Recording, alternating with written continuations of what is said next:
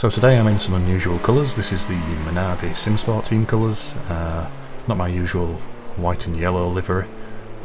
Adopting the team colours for this one from Minardi's team. On the outlap I like to try and build myself a little bit of space. Sometimes it's nice to have somebody to chase if you know there's somebody quick ahead of you, or somebody around your pace that you can use to kind of get a gauge from, but when you don't know all these races you don't want to catch them up or trip over them, so I tend to like to give it a little bit of space. Let's see how this lap goes for me. Okay, we're pretty decent through the first couple. Turned it a little bit early into turn 3, so I needed a small lift there. Good through 4. Already we're catching a guy ahead. Who's that? Could be Royalty, or it could be Kenjo. We're gaining a little bit of ground down the back straight there.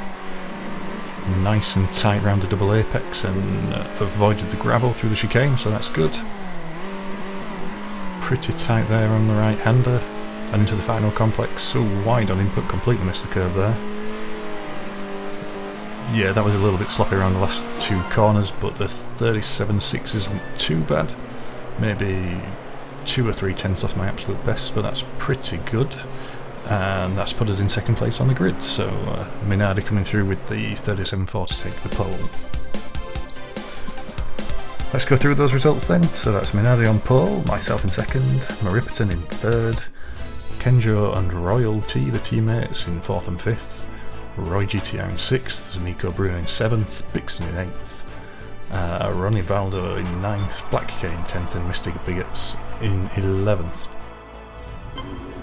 Okay, and now into the race. So make sure we get the revs up for a good start. We're leaving a little bit of room for Minardi into turn 1.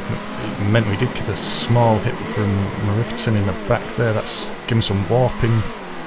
But okay, after 3 or 4 corners we're back to normal, but that did give Minardi a little head start whilst I was hesitating to get the car back under control there. But overall that's a nice clean start, at least for the front 3. We can see Minardi just ahead of us, Muritopin just following in behind, and that's a pretty clean first lap. Missed that last corner just the same as I did in qualifying. That's not looking too clever. But now we're 1-2 in the race for the team, so let's just try to settle down, put some laps together.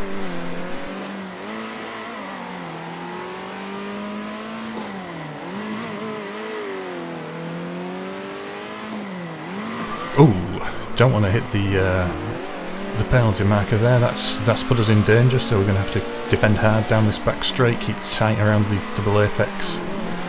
Fortunately we were able to block Muritopin off there, keep that track position, and try again for a second time to get into a rhythm, to try and pull away. Start thinking about pit strategy. In this race, the strategy, it's a 40 lap race.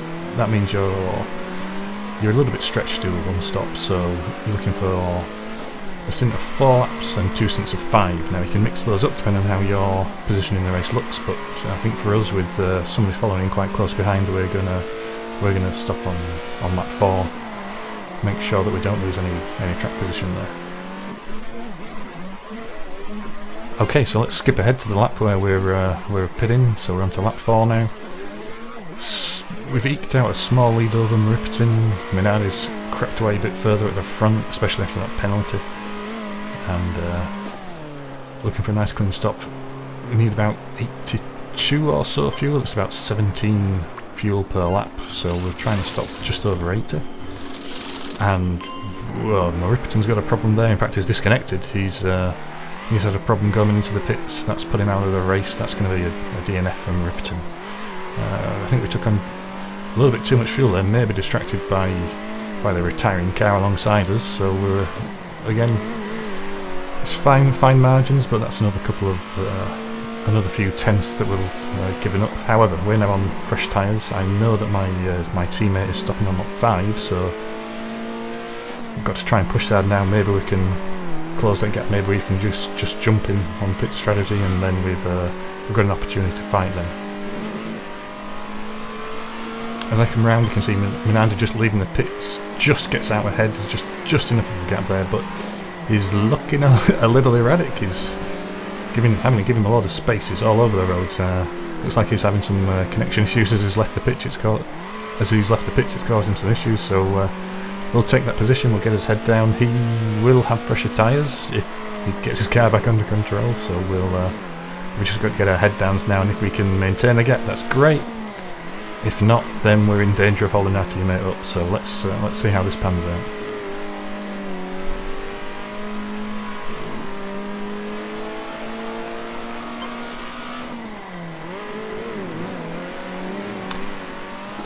Okay, now that Minardi's got his cars back under control, he's on his fresh tyres, you can see he's really hassling me. You can see the amount of wheel spin out the corners. My tyres are already spinning up only after 2 laps, whereas he's still on his nice fresh rubber.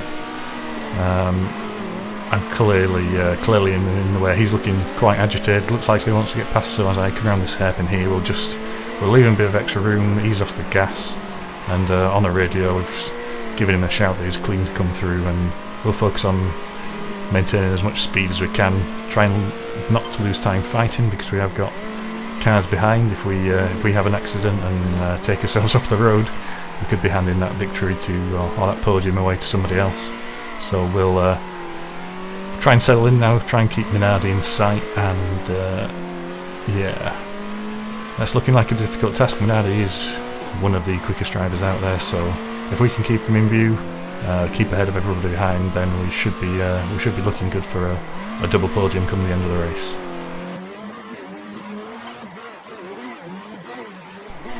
Okay, we're running a 4-5-5 strategy, so our second stop is on lap 9. We're coming into the pits now, and we can just about see Minardi.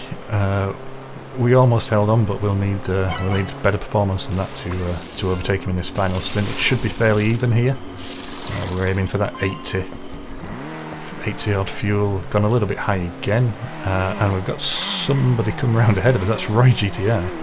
A little bit of a lag again out of the pits, causing a bit of a hesitation, but we didn't really expect to come out behind anybody, so at this point I think I was a little bit confused. I was worried that some guy had that Roy here had managed to jump ahead of me with some amazing speed in his second stint, but looking at the speed through the corners and out of the corners, it's becoming clear that he's on used tyres, so we'll be looking to dispatch him as quick as we can. There's a room on the inside there, so we've just pulled ahead with a nice clean move on the inside, and he immediately dives to the pits. So now we're back in the position we were before. All strategy should be out of the picture now.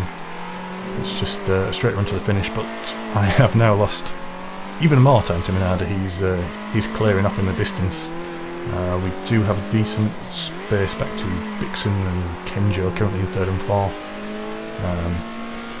So now it's just a case of hitting the apexes, ticking off the laps, and hopefully crossing the line in a nice second position.